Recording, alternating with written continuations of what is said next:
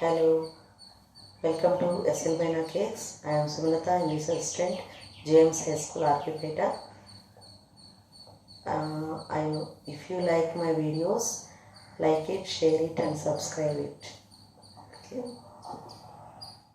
Continue the lesson, dear deported. 1. Victoria. That grandpa's clock.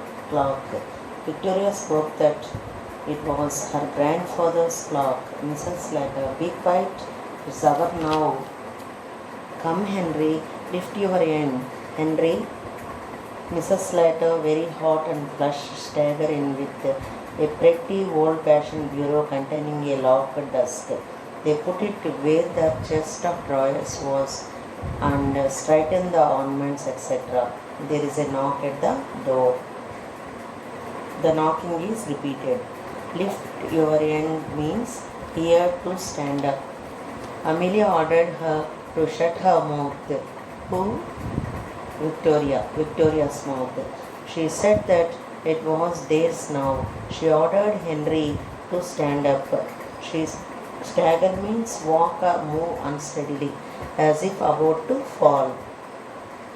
They put the bureau in the place of chest of drawers. The knock at the door was repeated. Victoria ushers in Ben and Mrs. Jordan. The latter is a stout and complacent woman with an impassive and an irritating air of being right. She is wearing a complete and dearly outfit of new mourning, crowned by a great black hat with plumes. Plumes means feathers. Okay.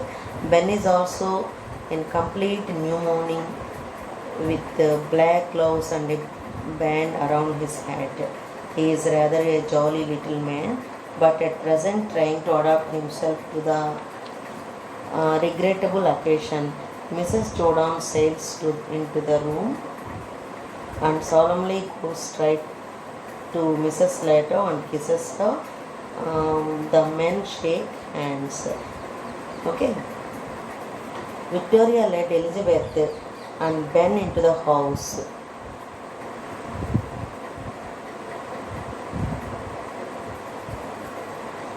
Elizabeth was a fat man who had the notion that she was always correct. She was wearing an excellent dress of complete mourning, a great black colored hat which was decorated with feathers. Ben was also in complete mourning dress. He was wearing a new dress, a black colored gloves and with the hat. He was short, had jolly nature and created humor. As the situation at present was a sad one, he tried to adapt to it. He had a bright, chirpy voice. She went to Amelia. Elizabeth went to Amelia, kisses her and men shook hands. Okay. Mrs. Jordan. Well, Amelia, and he is gone at last. Elizabeth said to Amelia that finally their father was dead. Mrs. Slater. Yes, he has gone. He was 72 a fortnight last Sunday. She sniffs back a tear. Amelia said that yes, he was dead. She added that he was 72 years and 15 days old last Sunday. She sniffed and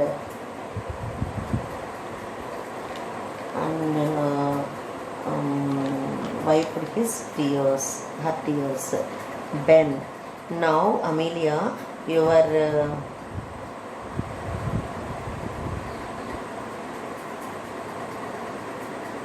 must not give way. We have all got to die sometime or other. Ben spoke in his chirpy voice. He asked Amelia not to cry. Everyone must die one day or the other. Their father died peacefully and so they should not cry for him. Mrs. Jordan. And now perhaps you will tell us all about it. She asked Amelia how did their father die. Mrs. Slater. Father had been merry this morning. He went out soon after breakfast to pay his insurance. Amelia said that their father had been joyous that morning. He had gone out after breakfast to pay his insurance premium. Ben, my word, it's a good thing he did. Ben commented that it was good that he had paid the premium before just death. Mrs. Jordan, he always was thoughtful in that way. He was honorable to have gone without paying insurance premium. Henry,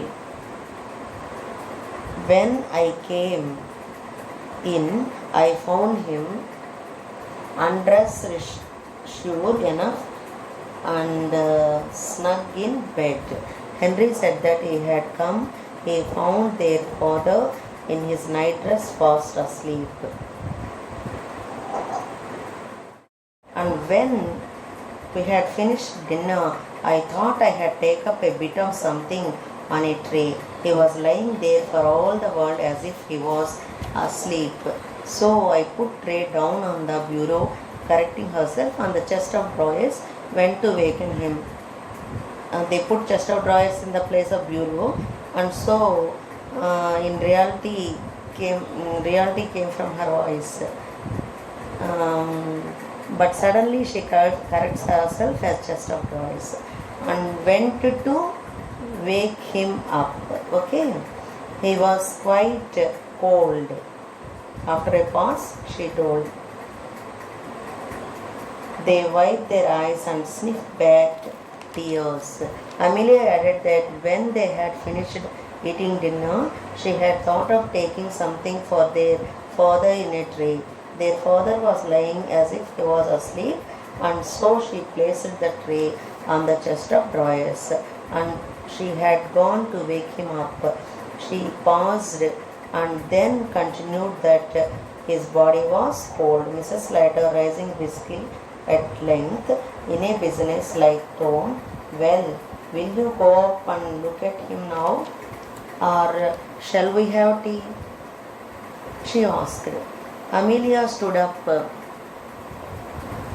in a professional manner and asked that should they like to go upstairs to have a look at their father's dead body, or would they have tea? What they do we will see in the other video. Okay, today it is enough.